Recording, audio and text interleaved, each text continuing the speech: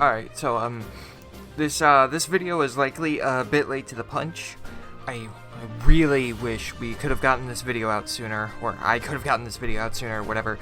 But, between work, moving, just life in general, it's been a bit harder for us to make videos recently. So, hopefully we'll have that resolved sooner rather than later, but, who knows. In the meantime, between this, Dragon Quest, which we've also been slacking on, and the eventual bigger video we've been working on, I've been playing quite a bit of Fire Emblem Three Houses, and it just came out recently. I've actually been wanting to make videos on Fire Emblem since we first started the channel, and, I have a lot to say about Fire Emblem. You know, I haven't felt like I've been able to get the words out right, because my feelings on certain entries are... I don't know, it's hard to put it down to text sometimes. Eventually, I do want to make more videos on the franchise, because I've got a lot of things to praise and criticize, but, I feel like maybe I should start now with praising Fire Emblem Three Houses. Now, I want to preface this by saying that, I want to preface this by saying that this isn't a proper review of Three Houses, and, to be frank, I'm not sure if I'm gonna do one, at least not anytime soon. I can't exactly call this a first impressions video, because I think I've played too much of it at this point to really call it that. It's more just my thoughts on the game from what I played. Instead of, talking about it in, sections, which I think is more suited to, a full review, where I have, 100% of the information, I think I'll just do it in more of a pros and cons kind of style. Not specifically in that style, but just, going over what I like and didn't like about it. Because I haven't played all of the game yet. I've just played the Black Eagles, and I played the Blue Lions. That's about all I've played up to this point. Actually, only half of Blue Lions, even. Not even the full Blue Lions. First off, I want to get out there that world-building-wise, I think this is leagues ahead of what Fates had, which it didn't have much to begin with. We've got the map that charts out the different areas, the Empire and the Alliance and all that. We have a continent name. I'm still shocked that that one wasn't in Fates.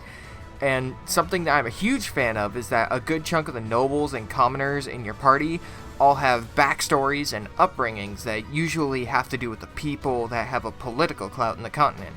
Or, they just flesh out the way Fodlan, that's a continent name, and its countries function. And the recent events and tragedies and whatnot that befell the regions. It really makes Fodlan feel alive, Now, to be fair, I don't think the game does this nearly as well as the Tellius games, where I have some bias for those ones because I grew up with those ones, but you went to nearly all the areas and saw for yourself what the people were going through. But, Tellius also had the advantage of being 2 games rather than just 1, the second game being extremely long, so, The story itself is something I'm a little mixed on. I haven't cleared every route, as I said. I beat the Edelgard route of the Black Eagles, and I'm right before the time skip in Blue Lions right now, so I don't know everything that happens in every route yet. As it stands, there are a few things I'm not going to bring up for criticism because I'm not sure that events in other routes will probably patch things up just fine. But in 80's ending, they take care of their primary goal, sure, but it goes on to say that they took care of every other threat just in text.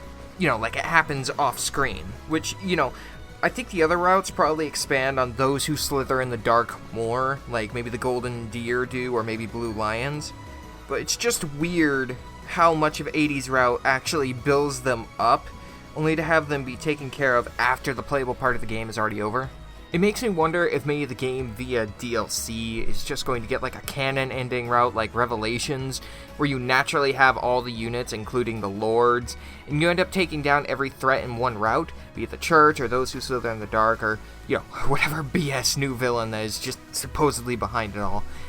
I don't know, I'm just spitballing, but, it'd be funny if the new DLC just retcons everyone you thought was the main antagonist based on your own choices, and instead just throws this completely black moral, terrible bad guy at you, and it just says, they're the real threat, kill them. So I just checked the eShop, and under the season pass for the game, they do list that additional story content is going to be added next April.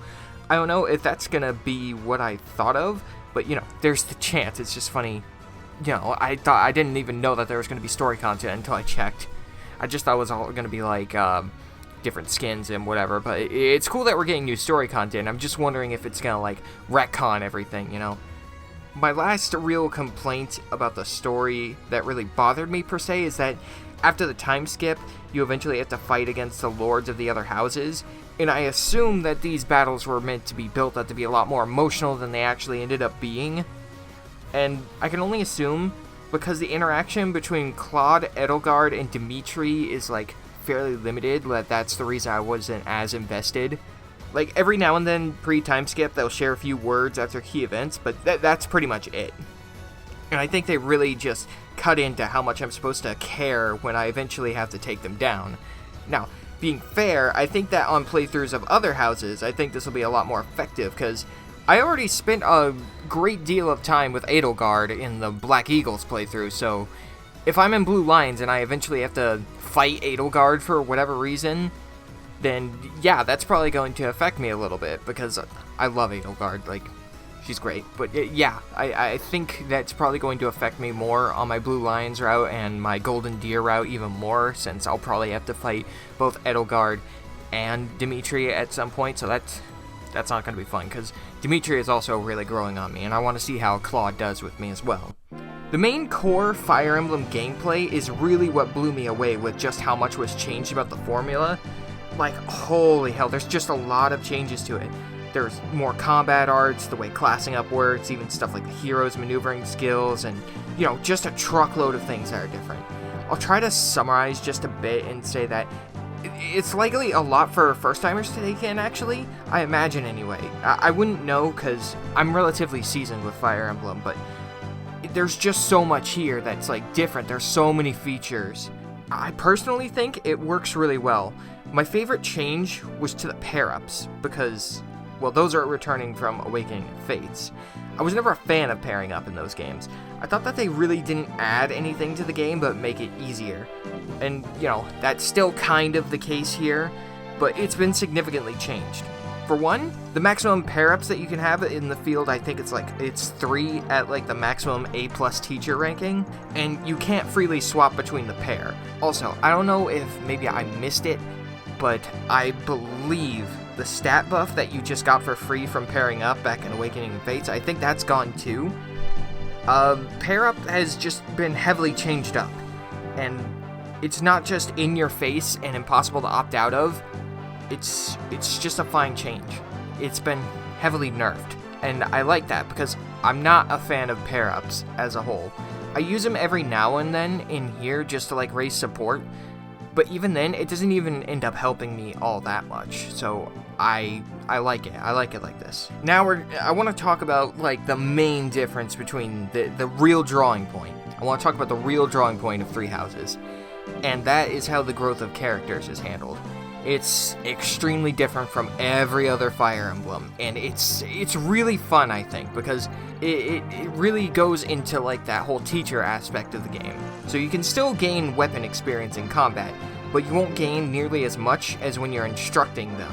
And when you instruct them, you can basically choose which weapon skill you want to raise the points of. You have a limited amount of times that you can raise it, but at the end of the week, because this game works on a calendar system, you'll get, like, this big boost to everybody, even if you didn't instruct them that week.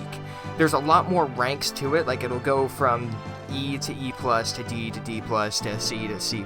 There's a lot more, but you gain more skills from it, and it ties into the class up system. Classing up takes a few steps. You can't just be whatever you want just because you want to be it.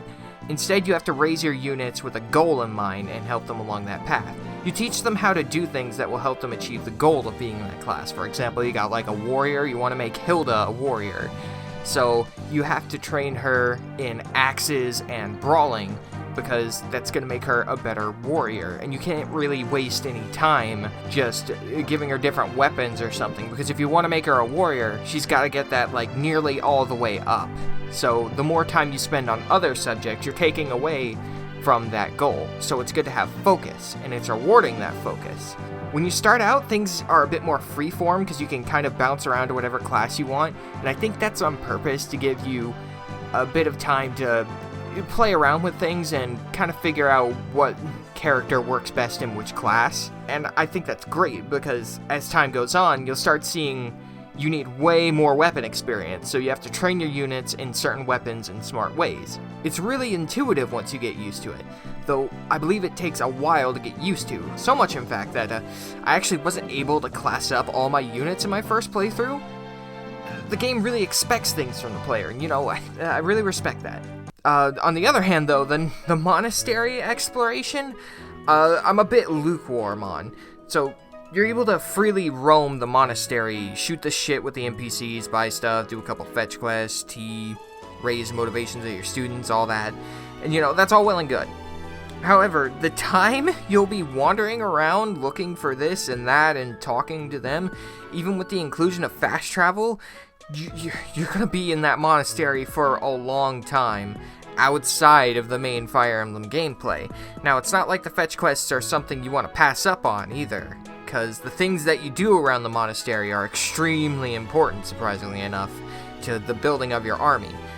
Recruiting the members of the other houses requires you to raise support with them, if you want to do it the easy way anyhow, and the only way to raise support with people outside of your house is to, give them a ton of gifts and just find the shit that they're lying around, because there's a lot of shit lying around that belongs to people. It can be extremely time consuming, I'll admit. The time it takes is really my only issue with it, however, because, it can be fun, but it just takes forever. Yeah, I will admit, it makes the game feel a lot more bloated. Like, I'm pretty sure I could have beaten Blazing Blade at least twice over in the time that it took me to finish one playthrough of Black Eagles. Again, it's not the biggest deal in the world, but Black Eagles, at least from what I played, the route that I played, was only 18 chapters long, and it felt like way longer than that. But, that's really just my only issue with it, so I guess it could be worse. But, I think something maybe more like Echoes would have been more fitting. Like where you just went around the map and talked to character portraits, if only just to save the player's time. I think that I wouldn't have minded too terribly, but the spectacle of walking around the monastery would have been lost, so, I don't know, just give or take. It would have, or maybe give both as a feature. That would have been cool too. I mean, if Dragon Quest can include a full 2D version of the game, who knows, right? You never know with today's technology. You could have done both. I wouldn't have mind. I would have actually done the character portrait mode more just to save time. Last thing I really want to discuss is that I've seen some people say that it just feels like more of the same with Awakening and Fates. And to be honest, as somebody who severely dislikes those games, I don't see it at all. There's definitely more of a focus on side characters here than you would find in most classic Emblems. I'll give you that. However, I believe it's handled much better here than in either of those games. Each house's characters have a lot more to say about the current happenings with their specific route, unlike Awakening and Fates, where a lot of the side characters just felt like that, side characters. But in their specific routes, the house's characters will have more to say, so the Black Eagles will have more to say in their route, the Golden Deer will have more to say in their route, etc. On top of that, with exceptions here and there, most of the supports involving those characters reveal something about the politics with the world around them, or talk about new areas and characters that weren't elaborated on before, rather than feeling like a distraction from the main plot, which, I don't mind that as much as some other people do, but they feel like they add to the main plot, or at least do something to build the world the characters live in. Let me give you an example. Sylvain is one of the Blue Lions, and in his supports, you learn quite a few things, both about him and things related to crests, which are like these special powers that people of noble blood are born with. In his supports, you learn that crests are pretty much everything that matters in Fodlan's nobility. Sylvain actually hates crests. Since he was born with a crest and his older brother wasn't, his older brother lost his inheritance and the love from the people around him. This made Sylvain's brother completely hate him. That wish you were dead kind of hate him. Not only that, he has a deep-seated hatred for the women he ends up flirting with, as many of them don't really care about Sylvain himself, but more about the crest and the status he possesses. A lot of the supports are like this, I found. They not only build up a character that on the surface just seems like a pretty boy standard douche, and give it a dark twist, they managed to write something that would actually be a struggle for someone for noble lineage, showing that it's not all sunshine and rainbows being a noble in Fodlan. Now, not all the characters are as intricate as Sylvain, to be sure, but I think a good chunk of them actually have some pretty interesting chunks of information. It's great. That's really just my sum up for the game in general, to be honest. It's just great. Like, as somebody who really just has not been a fan of the more recent Fire Emblems, with a special exception for Shadows of Valentia, my baby, I'm just having so much fun with Three Houses. It's not perfect, of course, what game is after all, but for what it is, I'm loving what we have. It's a great time. Just try to keep this momentum going, Intelligent Systems, because I'm loving it. Oh, and while you're at it, please remaster Thousand Year Door. Like, I've seen that hashtag going around. Do it. And then make a new Paper Mario game that doesn't lick taint. And then make another Fire Emblem that's really good. Not necessarily like Three Houses, per se, because you could always try something new or go back to the original. Just make it good. Now, if you excuse me, I've got some moving to do. And some renovating to do.